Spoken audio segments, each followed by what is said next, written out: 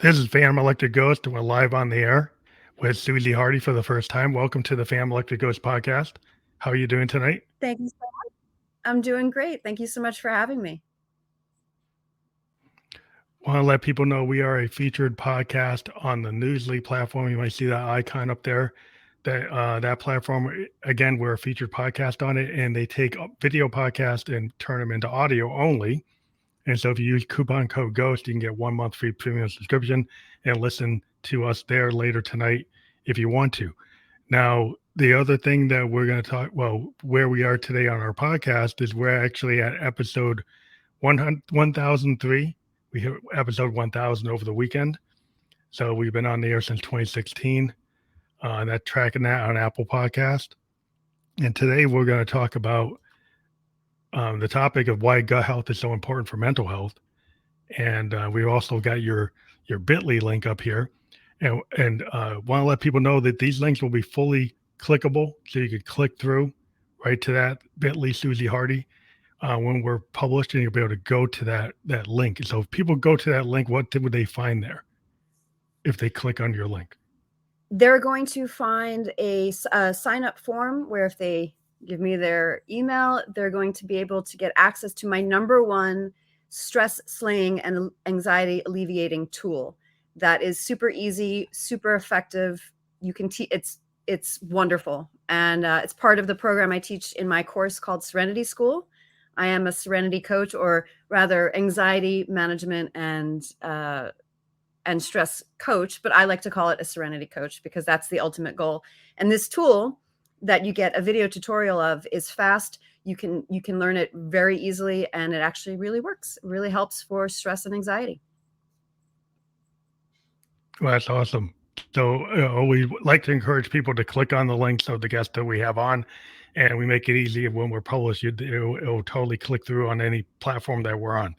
But again, thank you for being on the show. Now, you're a certified stress management and anxiety coach, and you're former co-host of the Successful Food Heals podcast.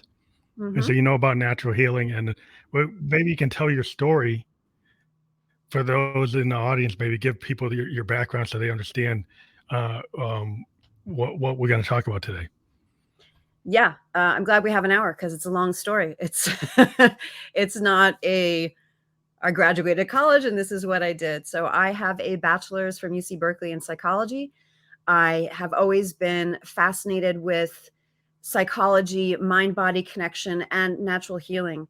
So I grew up with a mother who, before anybody even knew about it, was giving me vitamins, fresh vegetable juices. I was not allowed to have those sugar cereals that all my friends had. She was very much into nutrition. And in fact, when she was pregnant with me, she went to her doctor and said, what kind of supplement should I take? And he's like, I don't know. You know more than I do. So she's like, all right. So I grew up with this mother that, was an immigrant from Eastern Europe. She came over to the United States when she was a child, but always believed in, good, wholesome food. We didn't, keep sugar out of the house completely, but it was always a treat. So we didn't, we ate, I wasn't one of those kids that could say, I don't like it, I want chicken nuggets. No, I had an Eastern European mother. She made a good meal for you. She put it in front of you, and you better real meal, homemade meal. Whole. So I grew up with that. I had, a couple of experiences as a kid and a teenager where, doctors didn't have all the answers. And so I learned, especially with my, I had my first panic attack at age 8. I write about that on my blog, and we can get into that. That was my very first introduction into stress and anxiety. And but when I was a teenager, I had a back injury from cheerleading, and it was just a bad muscle pull that, if it was now, this was 1996. Nowadays they have acupuncture and they have a lot of massage. It was just a soft tissue injury, but at the time the doctors wanted to give me pain meds. The chiropractor cracked me, and I really needed body work. And 6 months after that happened, I was a mess. I went from being an athlete to walking around like an old lady in a lot of pain. Long story short, what eventually healed me was acupuncture and massage. And so that kind of opened up my mind to think, okay, Western medicine is great if you break a bone. It's wonderful if you're in a car accident. God knows they save lives, but they don't know everything. And they act like they do, but they don't. Yeah, they're limited. Well, they're Yeah. limited. Yeah, it seems limited because like I had experience. I lived in Tokyo for 2 years in 2004, Mhm. and I practice like Nichiren Daishonin Buddhism, which is a Eastern, Buddhism from Japan, and Mhm. and and there is this marked difference between like Eastern philosophies in terms of Yes. medicine and Yes. holistic thinking and the way you eat, and a Mhm. disconnection between modern Western medicine and like a nutrition and the kind of food that we're given as like, oh, this is the normal food. If you go anywhere else in the world, it's like this stuff is like killing you, and Yeah. it seems like there's like a disconnect between like, okay, we'll just take this med. It's all Yeah. pharmaceutical. Yeah. Everything's like pharmaceutical pursuit. Nobody thinks about meditation, breathing Mhm. practices, Mhm.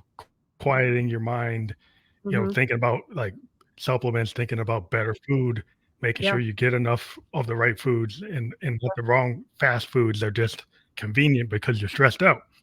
And then you Yeah. increase your stress with bad food.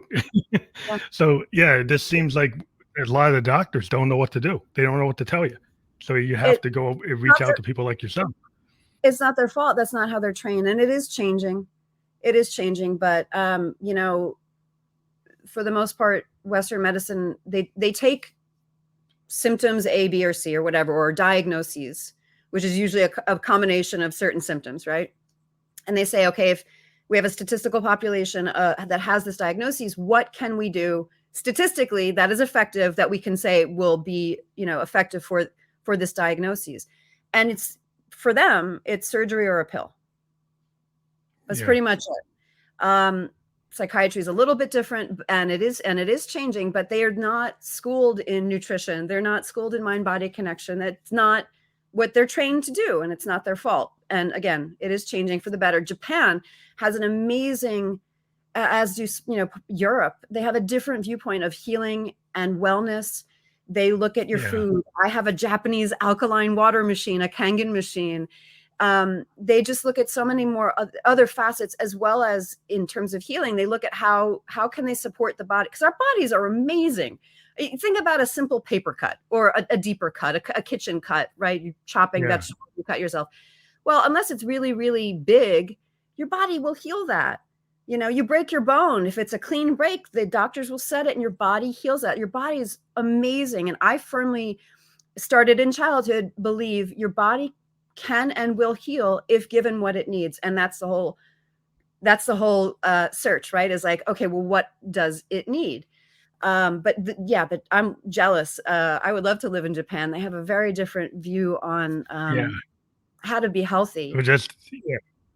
Yeah, man. I just lived there with my daughter, my wife, and we lived in downtown Tokyo, and we were able to shop at Japanese grocery stores and be able to, my daughter went to a Japanese school, and then we got invited over Japanese people's houses and had real Japanese meals Yeah. from a real family, and just the amount of vegetables, Hmm. less red meat, more fish, Hmm. the tea. It's a totally like walking into a convenience store and tons of different types of teas and hardly any Pepsi or Coke. I mean, it's there, but Yeah. there's more tea, more variations of green teas and like tons of different teas. I'm like, wow. And you could get them hot. They had machines that would make them hot. And you're like, and I just got into drinking tea instead of drinking, soda. What's your Because favorite? American mindset, well, I got to have my Coke. Oh, I just love this green tea. There was this green tea Japanese brand I used to get sent to me Yeah. like to me all the time from a Japanese store, and I just have it sent. But Yeah. to me, but it's just illuminating. Just eating the fish just instead of the red meat, and then Yeah. and the vegetables. Just having enough vegetables and fruit, and I just lost so much weight because I had to walk. Yeah. Like in Tokyo, to get anywhere, you use public transportation, then you walk the rest of the way. Yeah. And it was just I didn't have a car. Yeah. I had a motorcycle once in a while. I would do that, but it's just just the life I lived there Yeah. was so much healthier. And I try to make sure I live in New Hampshire so I can live a kind of a healthy life here. We have a Yeah. lot of organic farms. We get a lot of stuff from the organic farms that we can get here. Instead of going to the grocery store, we can have stuff delivered from a farm. Mhm. And that kind of mindset was because I lived in Japan. I said, you know what, I need to get it from the farm. Yeah, absolutely. The closest to where you can actually just pick it and, look, let's just so we can talk about, like, the food in America has added chemicals. Like, again, it is shifting. People are waking up, but like, you go to a grocery store, the thing about soda, right? Things have added fats, added preservatives, added sugars in order to be shelf stable, in order for the company to make a product and for it to last a really long time on the shelf so that they don't lose money. Yeah. And I have my own CBD products company. I get it. I made facial care where I was like, I don't want to put preservatives in it, but it has to be lasting on the shelf. I don't know when someone's going to open this. So I get it. But in terms of health, one of the blue zones is in Japan, is in Okinawa, where people live well into their hundreds without disease because of these certain factors where they're eating seasonally. They're eating mostly vegetables and lean protein, not a lot of red meat. They have social connection. They have natural mood. They're still gardening into their hundreds. We in America, it's like we spend so much on healthcare, and yet we are so unhealthy and Bad miserable compared outcomes. to other countries. Yeah, we And spend like the most. We've spent so much money, have so many bad outcomes. And then yeah. you think about in Japan, like you see these old people, I would see them, Hmm. just even in Tokyo, you go out for lunch and there are people doing Tai Chi in this park. Yeah. And these parks had like these shrines and people would Yeah. go out for lunch Yeah. and meditate. Yeah. Did you do Tai And, Chi when and you were there? yeah, I was doing it. And it's like, it's just a mindset that you start to do healthier. I mean, you could do unhealthy things if you want. You could drink all day if Sure. you want, but I mean, that's like the You extremes. drink a lot too. But but there was so many things that were healthier practices than Western practices, and I was Yeah. like, I need to get my head around that, and I just like I was there with some other Westerners, and they were always looking for the steak. They were always looking for a burger, and I'm like, I embraced the Japanese cuisine, and I just thought I liked it, but Western people had a certain taste buds; they were stuck on the junk. Yeah. And they just were so addicted to it, they'd be looking for McDonald's. They'd be looking for it. And it's Yeah. like I just embraced for the time I was there. It's like I don't need that. Did I do that when I'm back home? It's like I want to Yeah. get into what's here. And it's just a Yeah. different, just to be more open. I don't understand Americans that'll go abroad and look for the McDonald's. Like, I lived in Italy for a year, studied abroad there. I went to McDonald's like 3 times probably in the year because I was like, I want some fries or what. But I was in Italy. It looked like such good food. And yeah, I don't understand that. I love exploring new cuisines, and especially, gosh, Yeah. Japanese, delicious. But I wanted to get back to your original question because I feel like I just wanted to give you my full background because it all ties Mhm. together. But we can get back to this. I could talk about food forever. That's what I did. I was a co-host of the Food Heals podcast for 4 years, I where saw we that. talked about, huh? I saw that. Yeah. Yeah. Where we so you know what? I skipped a portion. So well, we'll stay there. I was a co-host of Food Heals podcast for 4 years. It was amazing. My co-host Allison Melody, she had lost 2 parents to cancer in her 20s, in North Carolina, where she had asked them, hey, is there anything I could give my parents to help them heal? She'd asked the doctors, and they said, no, we're just No, going to give them their drugs and their chemo, whatever. And then she moved to that's it. California and realized, oh, that's not true. I could have given them green juice with antioxidants. I could have supported their mental health. There's a lot. Food has so much to do with how our bodies function and how our mind functions. And again, we are changing this, but you kind of have to seek out this information on your own and be exposed to other places where it's not the same viewpoint. So I got that experience where I had my back injury and always had to take care of it. It became a weak point in my body. I went to college, I got my bachelor's degree, and when I graduated, I thought I could stick with this. I love psychology, or I could go pursue my passion, which is acting and voiceover and writing and performance. And I did that. And as my side job, I became a certified massage therapist and energy healer.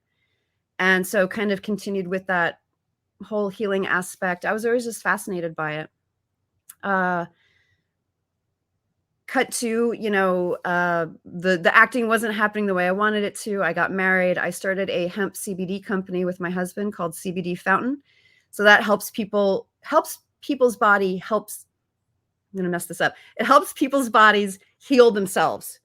Hmm. We make cannabinoids in our bodies. CBD is one of over 100 cannabinoids, and it's wonderful. It helps relieve anxiety, pain, inflammation, helps with sleep, helps with appetite, helps with mood, immune system. Um, and I created actually all of my products that I created were something that I wanted to be using as a consumer, natural, vegan, organic, if possible. I created my own tinctures. I still had my anxiety. I had my first panic attack at age 8, and anxiety and depression have been like swinging back and forth throughout my life. It was always something that I was ashamed of, that I wanted to hide, I wanted to fix, I wanted to get rid of. And then I realized, you know what? It's a gift. It's my body is telling me something, and it's not a disorder. It's my body reacting to the Right. world. Yeah, you And have to listen. Yeah, you have to listen, right? You have to. That's what people don't realize is they go and they take some pharmaceutical to suppress something, and it's actually your body's telling you something. If you suppress it, you're missing the signal. yeah, And if you use the pharmaceuticals versus something like CBD, but it's so interesting that people were so against CBD and THC and those things because they had this societal baggage on it. yeah, But you're like, it's closer. It's something the Earth creates, right? yeah. I mean, it's a natural thing.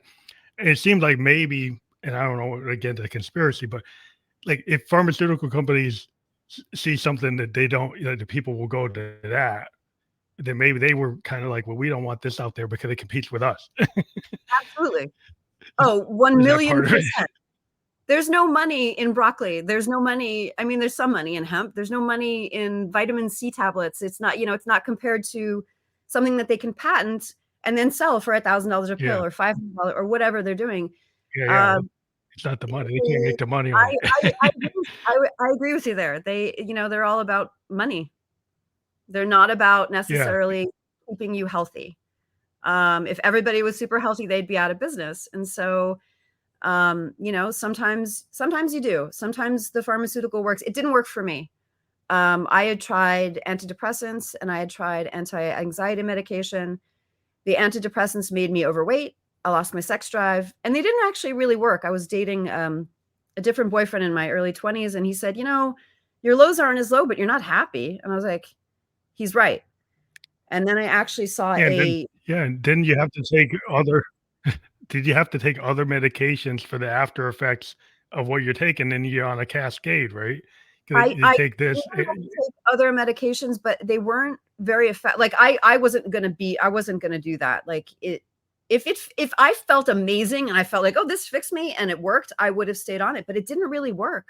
And then I saw a psychiatrist, a very Mhm. expensive New York City psychiatrist who said, he did my intake. He's like, "You have moderate depression. For you, honestly, like 3 to 5 times a week of sweaty exercise has been shown as effective as a antidepressant." And I thought, wow, thank you for your honesty. I'm gonna go do that. That's cool. I'm gonna go work out. That Yeah, was unusual, that's what he did. He was a shrink. He's a psychiatrist. He prescribed pills, so I thought, okay, again, this pill is not working for me. I had tried Xanax for, when I really, really had like bad panic attacks, not as a daily medicine at all. In fact, you can't be on them. You can't be on a mhm. Xanax is a benzodiazepine. It's highly addictive. I had the lowest dose prescription that I would break in half and take half of if I felt like I needed it. And my doctor cut me off of it because of the opioid epidemic. She said, "This is really addictive and I don't want you on it anymore." And I was like, "But this is what I use when I'm really freaking out." And she's like, "No, sorry." So that's when I was really like, "Okay, You had to I gotta find take something else. control. I gotta steer my own ship. I gotta listen to the signals that my body is sending. I have to take care of myself. I have to make sure I'm getting my magnesium and my B vitamins." That's one of the things I teach, is that if you're really, really stressed, there's certain nutrients that we need, magnesium, B vitamins, that our body uses up. Magnesium is an easy one. It's a water soluble mineral. It's, it's in lots of fruits and vegetables. A lot of our fruits and vegetables in America are depleted, or the soil is depleted of the minerals. And so supplementation is a good idea. And I feel so much different when I take my magnesium. These are the things that doctors don't tell you. You could go and get, a very easy, cheap magnesium supplement that'll make you feel more calm. But no, they'll try to push a pill. Yeah. Well, paying their college bills Yes. or their office bills. But uh, yeah, this the understanding of how you can relieve stress and anxiety with nutrition, it's real important. I mean, I'm a cancer survivor, and I discovered organic foods as a way to stay. I had a sarcoma when I was 27. Mhm. I'm 56, Mhm. and I made sure I don't drink, I don't smoke, but Mhm. I also eat a lot of organic food Mhm. and have supplements and mountain bike and hike. And I live in New Hampshire, so I live in a place with like less pollution, Yeah. more trails, Yeah. ability to go hiking and biking. And like you said, like going out, and if I go out and mountain bike, I feel like so much better Yeah. than if I just was sitting around watching a TV. Yeah. And it's just going out on the trail with my buddies and doing that, or hiking or canoeing or something. It just that is like, nature is the cathedral. It just revitalizes me. And Yeah. and then on top of like the legs of it, like it's not just the exercise. You got to eat, you got to have the nutrition, you got to have a mindset. Yeah. So it's like a lot of people think it's just one thing, but it's like it's a lot of legs to the whole holistic picture, right? It would be a lot easier if it was one thing. It would be a lot easier. I'll admit it. It would be a lot easier if they had a pill that wasn't addictive, that you could be on every day, that made you just feel bliss. But that's not the case. You have to do a lot of things. A bunch of things. I coach a mind, body, spirit approach. It's all of it. It's, you got to support your body with the right nutrition, supplements, water, not soda. You you have to have social connections. You have to foster that, friends and family, hobbies that you enjoy. It can't just be all about work. There's 6 different types of stress: mental, emotional, existential, social. Did I say environmental? I know we're I live. don't think, Sorry, well, guys. maybe There's 6 it's different okay. zones of stress, and it's not, if you just had a couple of stressors and different ones, you'd be okay. Look, COVID alone, never mind what's going on in the world in terms of wars, but COVID alone was a existential stressor for all of us. Some people died, some people got sick. Yeah, Obviously, our work changed. We couldn't see our friends and family. Life completely changed. That alone was enough to, like, big send stress. me That's a big into stressor panic. right there. Yeah, Yeah, it's a and so big stressor. we're pretending like, "Oh, everything's fine." It changed everything, and so, you know, um, you have to support yourself in multiple ways: nutrition, movement, even slow movement. Tai Chi is amazing. The massage school I Yeah, went based our techniques on Tai Chi, and it is wonderful in terms of if you've had problems learning how to meditate. um, it gives your body something to do, and you're focusing on this slow movement, and it's a meditation in and of just a itself. connection. Yeah, it's just the idea of a meditation that involves your body, right? So if you when you're using your body, then it's like this whole. It's kind of like the again with Eastern practices is like considering the whole, not Yeah, just one thing. Like considering that it's not just the state of being like calm, it's actually involving your body movement in that. yeah, It's like the more that you start to align with some of the non-Western ideas yeah.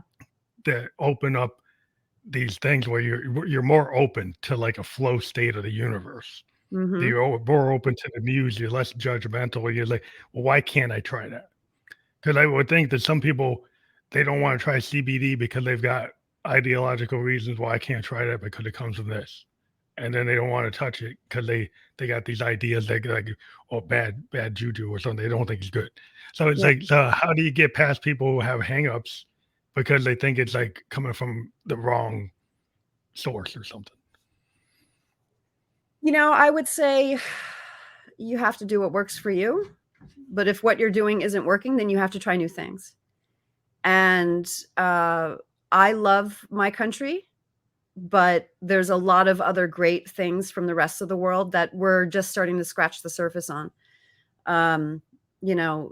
Eastern philosophy and medical philosophy had been around for, acupuncture has been around for thousands of years. Yeah. And now we're finally teaching it to our doctors because it actually does work. It actually does help people. When I first tried it when I was a teenager, I'm in my mid 40s.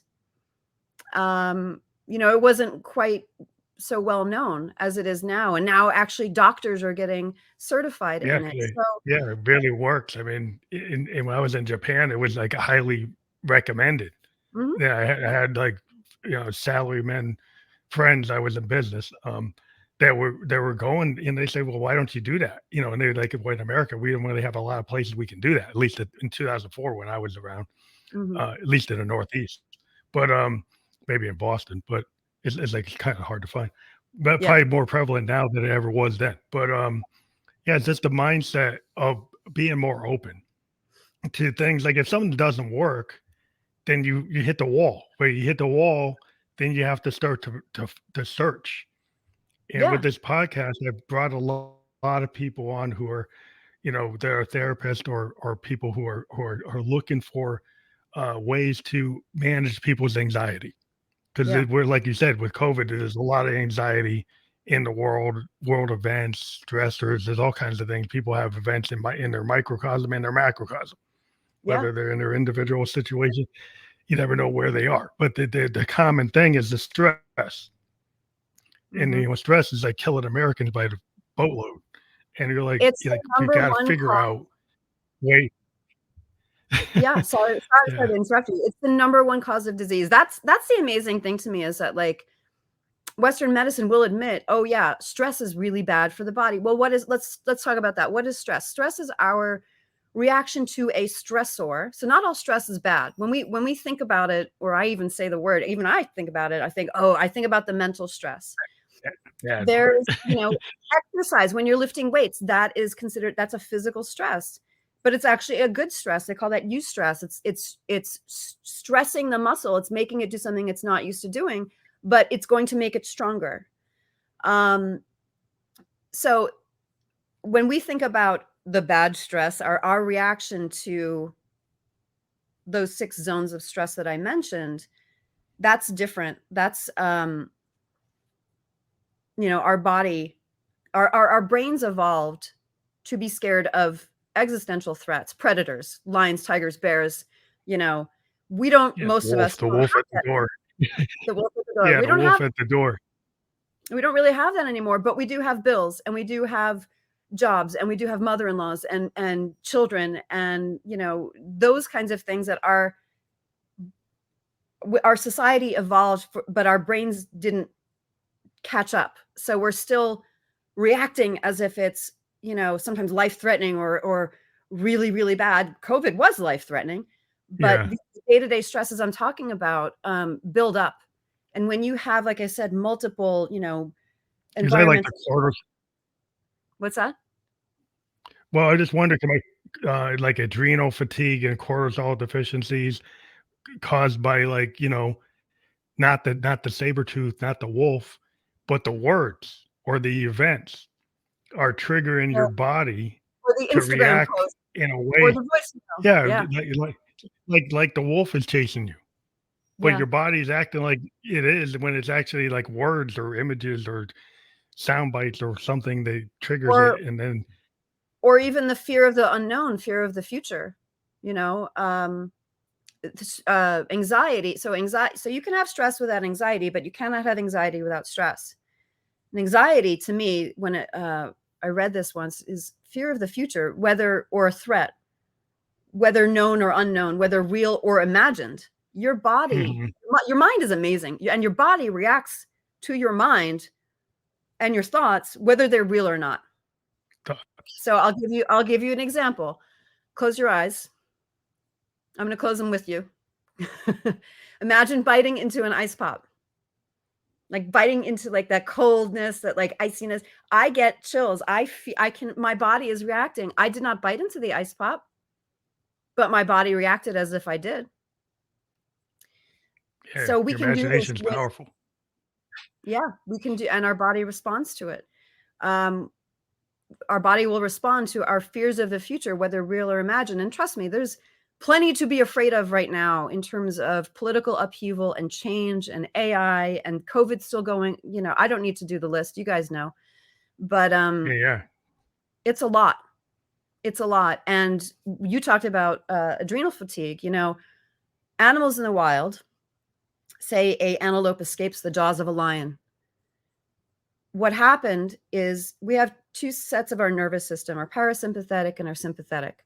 Our sympathetic is our fight or flight system. When we sense danger, some of our cortisol and our adrenaline surge so that we can run away from those predators, because that's how we were wired. That's how we evolved for hundreds of thousands of years, because that was really the only danger, is predators or fire, things of this nature.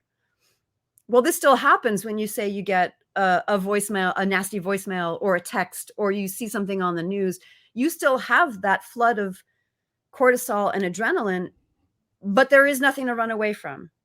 The way we burn off those neurotransmitters that signal our sympathetic nervous system to run, to either run, to fight, flight, flee, fight, no, flight or fight, freeze or fawn. They've added two other ones. So some animals in nature will freeze like a bunny, or fawn, meaning faint, meaning like pretend like you're Oh, like a yeah. possum. Like they're dead or Like a dead. possum. Yeah. Yeah. Well, we don't have, sorry, I digress. So antelope escapes the jaws of a lion, gets to safety, maybe is a little cut up, gets to a safe spot in the forest and begins to shake. Literally shaking off the chemicals of stress. This is where the parasympathetic, the other half of our nervous system, which is rest and digest or feed and breed, kicks in, and it's our relaxation. It's our vagus nerve that you may have heard about. Like our vagus nerve connects our brain down to our gut to relax us. So that we have one that brings us up and one that brings us down. But if we're constantly engaging our sympathetic and just stress, and we don't give ourselves that chance to shake it off, that chance to rest, we reabsorb cortisol through exercise and sleep. So if you're not exercising and you're having crappy sleep, your cortisol is going to stay up there. And then your adrenals burn out because they're constantly being used. They're constantly being used, and you're never getting to reset. And so this is what I try to teach people in my Serenity school. And I've taught myself. It's the program I had to teach myself when the pill wasn't enough.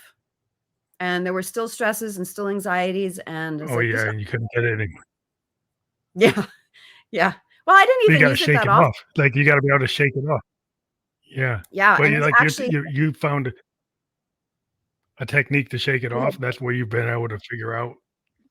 There's a bunch of techniques that I use. Some are physical, some are just like mental meditations. There's a few techniques that I teach in the class, and then like we address everything from that mind, body, spirit perspective. So the first thing I have people do, and people can do this when if they're listening, you cannot heal anything unless you bring, they say sunlight is the best disinfectant. You have to bring all of these things to the surface. For me, when I had my anxiety attacks and my general anxiety, I was very ashamed of it. It was something I wanted to hide away. I wanted to push away. I wanted to just pop a pill. That would have been so much easier. But the shame didn't help. So then I was feeling badly about feeling badly. And, if you knew how many people, I'm sure everybody can imagine, but so many people are dealing with stress and anxiety these days. It's quite normal. And I find it funny that doctors will say, "Oh, you have an anxiety disorder." This is your body again. We've said this already. Your body is giving you signals that something is wrong. Yeah, and whether it be you're thinking about you're being negative, negative thinking, or you actually have real stresses that you need to either, change, or at least realize there's a lot of things we cannot control. That's a lot, that's all the existential, the war, like we have very little control over that. But what I teach people is focus on the things you can control. your diet, your environment, your home. And this is the very first thing that we do is we list out all of our stresses and anxiety triggers and then tackle them one by one. It's interesting you mentioned about the gut. I want to know more about like the connection between your gut and your overall health, and in relation to like the anxiety. I think a lot of people don't get like they don't listen to their body, right? Like I said, if they're having a Mhm. lot of issues in their gut, Yeah, and they're looking for some pharmaceutical solution, and they're not understanding like the stressors that we were talking about, yeah, and they're not finding a way to find that peace, yeah, through some kind of meditation or some kind of, you know, other process, yeah, then they're kind of not gonna really solve the issue because they're kind of going at it in the wrong way. yeah. So the first thing to know is that in utero, when we form as zygotes and embryos, is we start out as, one cell, then two cells, and then continues to multiply and multiply. And then cells start to differentiate into skin tissue, brain tissue, gut tissue. The cells that start out as what becomes our brain and central nervous system are also the same cells that become our gut, our digestive system, mainly our intestines, and stomach. And so that's why when people say trust your gut, they are actually linked. Now, it's almost called the second brain of your gut. Your gut is always Mhm. right. Your gut is like, I've had this happen so many times, especially when I was living in New York City. It's like, you think, oh, I'm going to turn down this dark alley. No, no, no. Your gut's like, no, don't do it. You got to listen to it. Your body always wants to keep you safe. Your body is always acting as if something is going to kill us because for many hundreds of thousands of years, something was. Well, now we're lucky enough. We don't have as much famine. We don't have as much, we don't have predators, most of us. But, um, but the gut health is super important in terms of our mental health. So the vagus nerve, the part of the parasympathetic system that calms us down, is connected through the neck from the brain down into the gut. Um, and the gut is where we make many of our neurotransmitters. I wrote this down because I wanted to be specific for you. 50% of our dopamine is made in our gut. 95% of our serotonin is made in your gut. For those of you who don't know what these are, the way our nervous system works is it's actually there's nerve cells, and they're actually not connected all the time. They're actually quite brilliant. They're these little, like, the cells themselves are able to transmit electrical charges, and that's how I'm talking to you. That's how we move. Um, and they're not connected all the time. They need neurotransmitters to make that charge go. So if these are the two nerve cells, there's space in between them, and the neurotransmitters are what allow the charge to go. Well, if you are low in your dopamine and your serotonin, two of the feel good brain chemicals, you're not going to feel as good. You're going to feel stressed. That is made in your gut. Now, back to what we started with. If you are eating junk, if Yeah, you are yeah. eating sugar, a lot of caffeine, processed foods, fake cheese, if you're not eating whole foods, I'm talking about, like, hearty grains, vegetables, lean meats, proteins, fish. If you're not getting essential fatty acids from, say, salmon oil or flaxseed oil, your gut is going to be damaged. There's a big thing about leaky gut syndrome, Mm. where the cells of the gut are constantly turning over much more rapidly than in the rest of our body. And there's a way to keep it healthy. Sorry, I could talk about this forever. I'm feeling like I'm all over the place. There's a way to No, keep it it's healthy, good. and there's a way to damage it. And eating bad food, Yeah. also taking antibiotics, damage that microbiome. So in addition to these cells turning over all the time, we have, I forget how much it is. It's a lot. It's a few pounds of, like, bacteria in our gut, which is kind of gross Mm, to the think the about. good But or the good bacteria, right? the good bacteria actually helps us digest. If we don't have that good bacteria, we're not going to digest as well. And I had something recently called SIBO, small intestinal bacterial overgrowth, that affected my ability to digest. Mm. And it has real ramifications upon like just also being painful and not feeling good, not being able to. I wasn't able to break down my food. I finally fixed it by taking digestive enzymes. That's all I needed to do. But, Yeah. it's very, very important for us to have good digestion, to be putting in good foods, and then also feeding. So this good bacteria versus bad bacteria. If you have done antibiotics, that wipes out all bacteria, good and bad, but then you have to replenish the good. So we do this by taking probiotics. Those are actually like, and there's Oh yeah. there's actually many, many, many Yep. strains, I think hundreds of Yeah. different strains of probiotics. You find these in, so you can take supplements, but in yogurt, in kefir, in fermented foods, in kimchi, in pickles, in Yeah. I love kimchi. I love kimchi too. It's so good. Yeah. So these are the types of things that you want to address, especially if you've taken antibiotics ever, actually, because you cannot have enough good, but you can just continue to replenish your good Yeah. bacteria. And there's something you can also take called a prebiotic, which feeds the good bacteria, which is just a supplement. But like I said, you want to keep those good bacteria happy. They're going to help you create all of your feel good neurotransmitters that help your nerves talk and help keep your brain happy. That's interesting That's because one thing when I was in Japan that I learned about the Asian food is there's a lot of vinegared or pickled Mhm. vegetables that are served with meals, Yes. and you're constantly getting that. And in Yes. America, you don't typically get that, and Yeah. that Do you probably is know why? part of the equation. Yeah, well, it's not our style. Well, Well, you there's could a tell reason. me. Okay, so my family's from Eastern Europe, and we grew up with a lot of pickles because my grandmother grew up on a farm, and you harvest at the end of the summer. Well, And you're they didn't pickling stuff, yeah. they didn't have a Trader Joe's to run to. They had to pickle everything so that they'd have vegetables throughout the year. And most cultures have some sort of, there's sauerkraut, there's pickles, there's kimchi, Yeah, there's there's a lot of that, but yogurt. because we have the refrigerators and we have all this, we don't need it. I guess Right. because all the refrigeration in the processed food, they can stay on the shelf without refrigeration, then, and it got away from pickled or vinegared things, and then we lost that, and then when Yeah, people are wondering why they don't feel good and don't have the neurotransmitters, well, because 'cause you're not eating right. it's true. You know? It's all freaking connected. It's Yeah, well, fascinating. that the holistic connection is like the big picture, Mhm. because a lot of people wanna find a one little thing.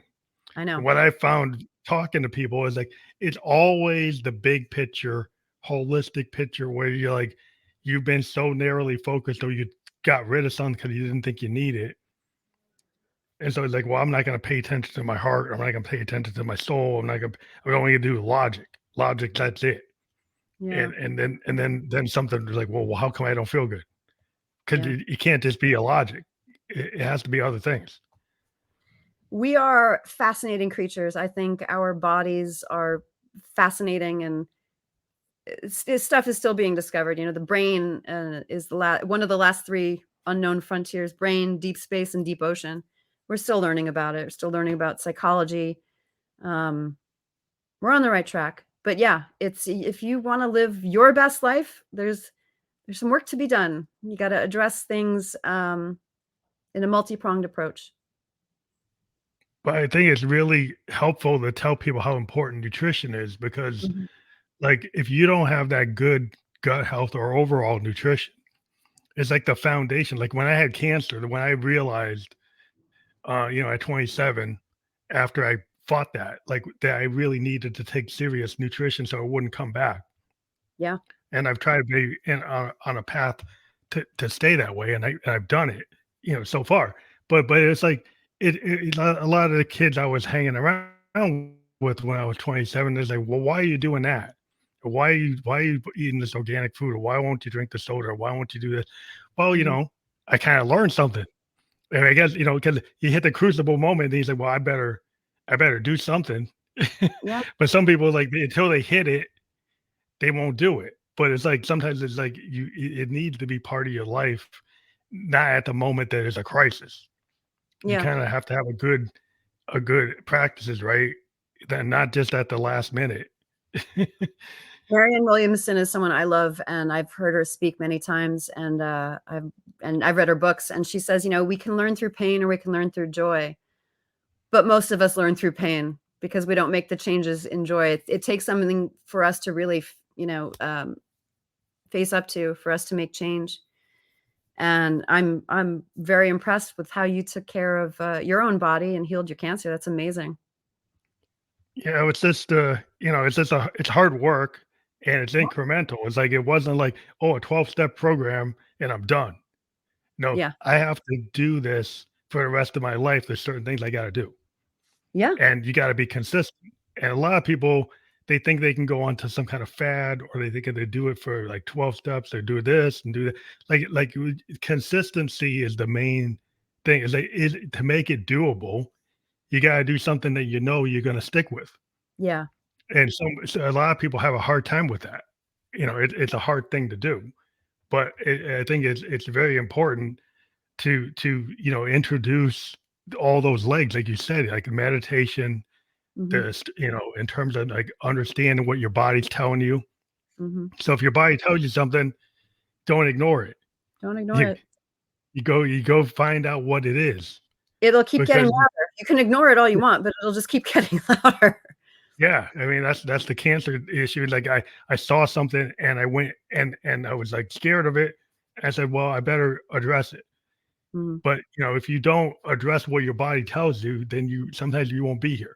So I mean, it's that important to listen. Yeah, I agree. Very much so. Plus, So, so you live your best life. but one of the things I want to kind of discover is like what happens in your body when you're having a panic attack that you discovered. So your body is in, like I said, that sympathetic nervous system, that part that get fight, flight, freeze, or fawn.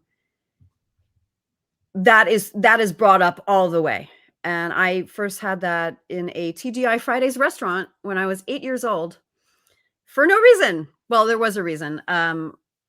But logically looking from the outside, or at least my brain at the time was like, why is this happening? So your Mhm. body is literally like, I'm going to die unless I either get out of here or hide.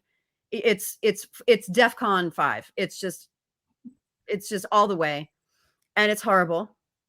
And I've had them throughout my life. And there's ways to manage it. Like I said, I had the Xanax specifically just for those. That Um, moment. yeah, but there's very easy tools and techniques, because at the time, so I was sitting in a restaurant with my parents. I was 8 years old. What was happening was I was transitioning from one school to another. I was a highly sensitive kid. I was going with my Mm. best friend and my cousin, and I already knew some kids that went to that school anyway. But I was just kind of worried about, like, it's new. We often Yeah, that's fear a stress right there. Yeah, the we fear of fear the new thing. we fear change, we fear the new, we fear the unknown. At the same time, my dad came to me and said, "Your mother's going to divorce me. Let's all go out to dinner." And I was like, I was Well, that's a 8. stressor right there. That's a Yeah, massive stress. yes.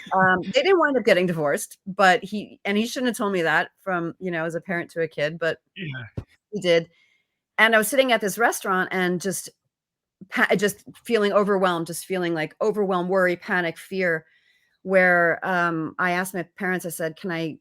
Actually, what happened was I was afraid I was going to throw up, even though I Mhm. hadn't eaten yet. And I thought, "Oh my," and then the thoughts happened. "Oh my God, I'm in public. There's a lot of people here. It's a Friday night. If I throw in public, I'm gonna be so embarrassed. I need to get out of here." And so they let me go lay down in the car, and, I stopped eating for, like, an entire summer until I Oh, went wow, to. psychosis. Well, it was just my worry. Yeah. And again, talk about connection to the gut. I was so worried. When I get super stressed, I lose my appetite. Some Yeah, people total direct connection to your gut. and there's a reason for that. So when you're in high stress, when like when you're having to run away from a predator, it's not the time to eat. Our Yeah, probably digest not. our digestive system is actually not very efficient.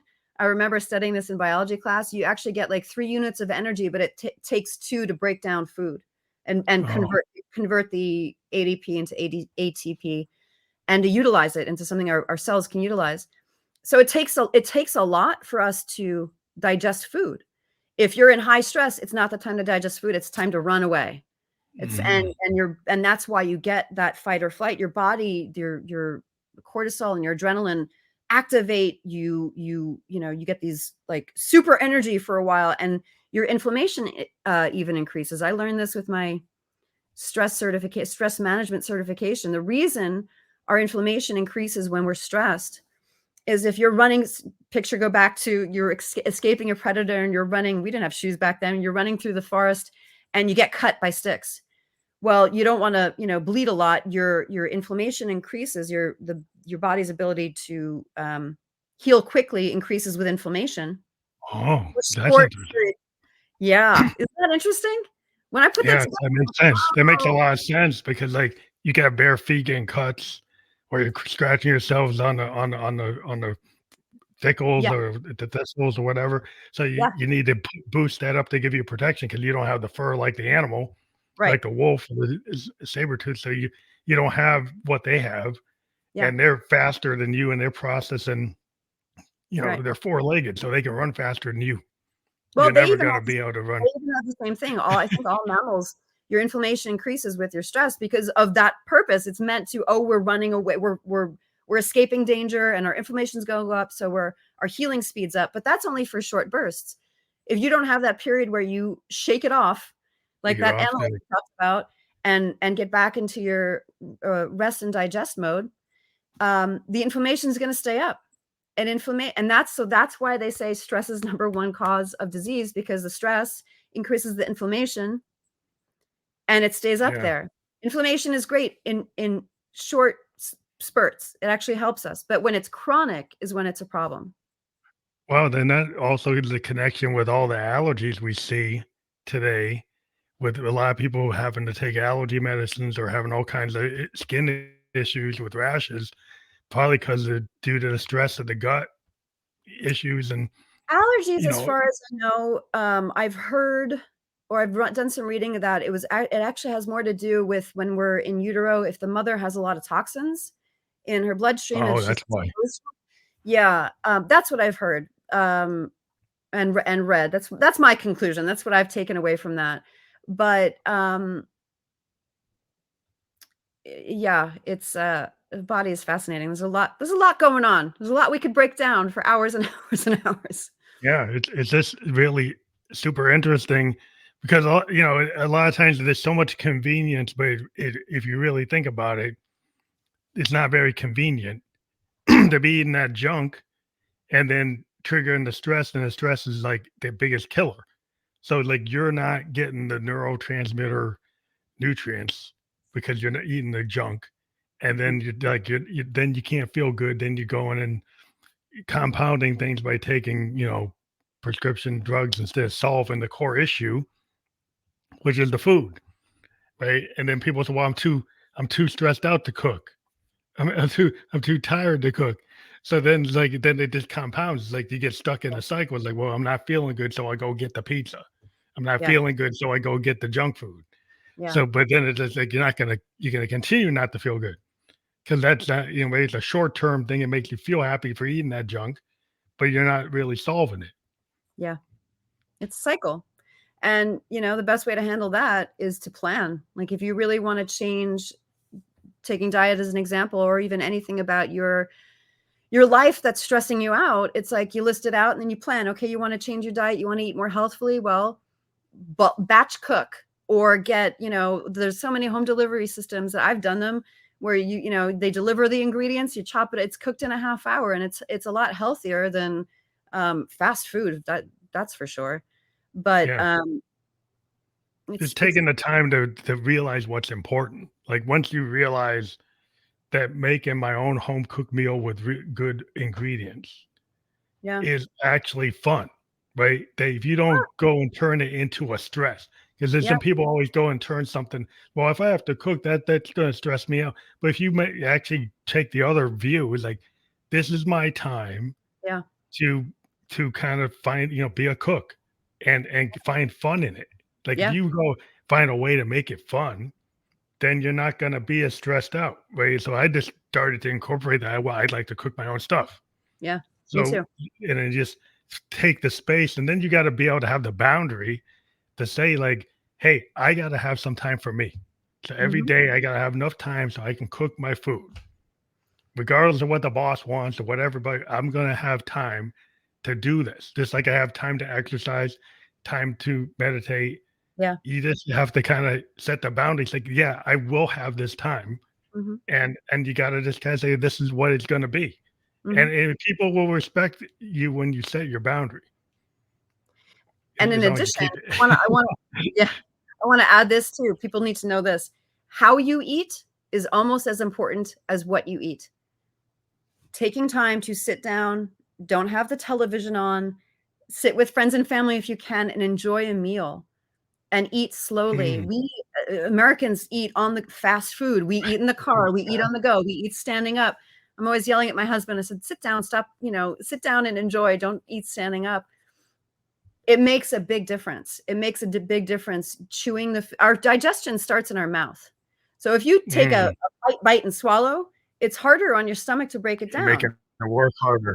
Yeah, we have teeth not only, Yeah, we can chew that's to enjoy, but to break it down, they say chew 100 times and like really enjoy it. Eating slowly is almost as important as what you're eating. So, that's really informative because I think a lot of Americans don't aren't really taught, in school. No, the parents don't teach. Nobody teaches them, and they don't really 'cause we're all understand. You know, stressed out. they like there's some like standing up. Everybody's standing up eating some donut or bagel or whatever, Yeah. and not understanding, like you're saying, like sitting down and being in this, like, okay, this time to eat. It's not time to be on the phone texting my boss and he's saying, "Where's the report?" Yeah. That's probably not something I should be doing when I'm trying to eat, No. because it's gonna knock my stress level up when I'm trying to eat. Yeah. Yeah, and again, that's a time where you can you said it earlier, it's setting boundaries, like, we're not machines, and we shouldn't be machines. We need time to rest, we need time to sleep, we need time to play, we need time to eat, we need time for social interaction, it's life is not all about work and efficiency. How boring and how horrible would that be? Um, Eating for me, it sounds like for you too, is such a pleasure.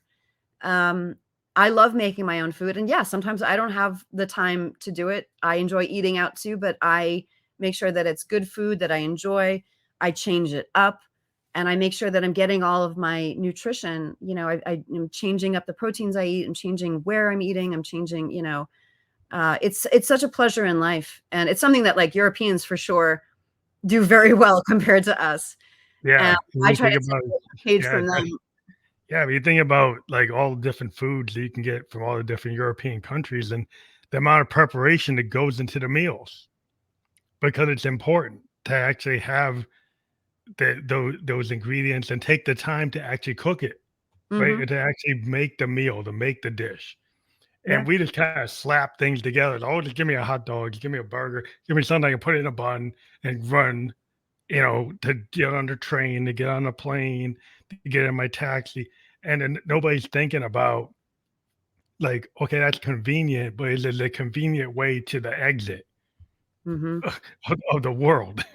It's like, Yeah. so what is important is to start to understand, like what you're saying, the mind, body, soul, spirit connection, the connection with your body, to the things that listening to your gut Mhm. is a really big thing. That it's revolutionary what you're saying.